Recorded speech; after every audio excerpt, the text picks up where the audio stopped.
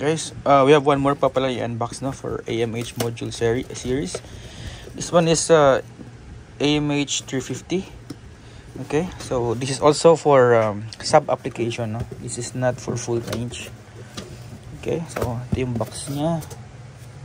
So ito yung components. Okay, so yung power niya is ganito, hindi siya power con. Typical plug lang siya, no? And then tanggalin natin sa box. So yun guys, kung mapapansin nyo, no, yung mga boxes, yung mga modules ko, no, may different modules tayo for different applications. So hindi tayo nag-i-stick kung ano lang meron isang supplier, yun na yun. Because of course, no, we have different application, no?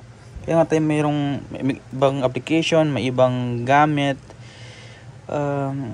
Kaya kung anong meron sa market na pwede natin dalhin sa Philippine market, no? Bakit kailangan nating hindi dalhin? Okay, so again, this is for sub application. This is upo lang ako. So this is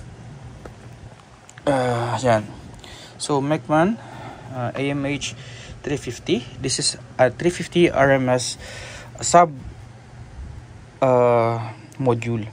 So para kanina naman to. Okay, so meron tayong mga home chatter sa bahay, meron tayong mga sub, you know. Okay, meron kayong mga concert na sub o yung crown na sub, KS15, KS12. So yun kasi nasa around 350 RMS lang yun. So kung misira kayong ganun, kailangan yung palitan, pwede nyo sang gamitin. Okay.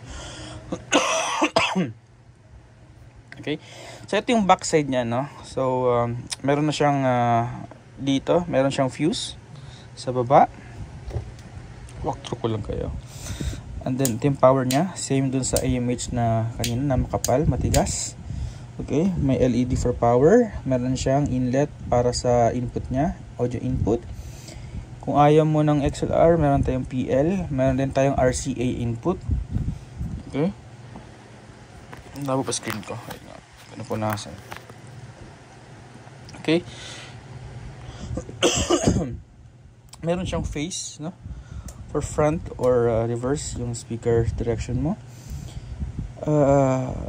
Yun lang mali ako kanina, akala ko for sub lang to, sorry guys. This can also be used for full range application kasi meron pa siyang switch dito for passive, okay, for full range or for subwoofer. So pag switch yung subwoofer dito, no, ito yung crossover niya from 40 to 120 Hz. So gitna niya is 90. Tapos ito yung main volume niya. Okay, so ibig sabihin pwede na pala ito sa full range. Okay, so pag full range siguro, pag microphone, ito na. So yung likod niya, iba naman. Hindi siya toroidal ang transformer niya. Ito, ang laki ng transformer niya. Ito, ayan, mabigat siya, brad. Siguro nasa ano to, ilang kilograms ba? 7 or 6 kilograms. Pero iba siya, di ba? Hindi siya yung typical na pag bumili kayo nito, no, doon yung masabi na sulit. Kasi parang yung transformer niya pa lang, mahal na to eh. Ganitong klaseng transformer. Okay? At ito yung mga tumatagal na transformer. Yung mga vintage na mga amplifier dati, ganito yung design ng mga transformers nila eh. Okay? So again, for AMH series, no, same thing, wala tayong SMD components. Ayan, makikita niyo sa loob, may mga fuse siya na available left and right. Okay, so lahat ng mga dugtungan niya talaga, sabi ko nga, grabe, kapal na ng ano nito, yung glue gun na itim. Ito yung mga IC niya. Okay, at lahat yun ba, repairability, kayang-kaya sa Philippines na i-repair. Hindi na kailangan umorder abroad. Hindi na kailangan natin dalhin yung product pabalik doon sa factory tapos i-repair. Kaya dito kayang i-repair ng mga technician ninyo. Okay, so ito NJW din siya, brad. Yung transistors niya is NJW. Bilangin natin na 1, 2, 3, 1, 2, 3. So meron tayong 3 pairs. Okay, so 1, 2, 3 din yung resistors, 1, 2, 3 sa taas.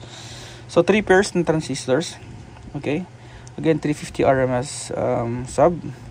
Ang kanyang capacitors is 80 volts and 10,000 microfarad. So, yun lang. Sa mga gusto ng mga sub replacement sa mga concert KS12 nyo, KS15, yung sa mga sub na crown, or gusto nyo gumawa ng built-in sa pangbahay nyo, no? Kahit pang karaoke lang, malakas na to, Brad. 350 RMS sa pambahay, solve na kayo dito. Hindi nyo na kailangan umorder ng yung TH750. Actually, yun talaga is for pro na, no? Pero kung hindi nyo naman masasagad yung potential niya, parang ano yun, yung parang sinasabi nila law of diminishing return. Kumbaga, the more na naging expensive siya, mas less yung nakukuha mong value sa pera mo. So again, 350 RMS more than enough for karaoke, for home theater. Pwede mo na siyang gawing full range, sabi ko nga sa inyo tulad dito. I think that's it, no? So if you like this one, you can also add it in your list of requirement. Pang bahay to, Brad. Hindi to hindi to pang events, okay? Yun lang.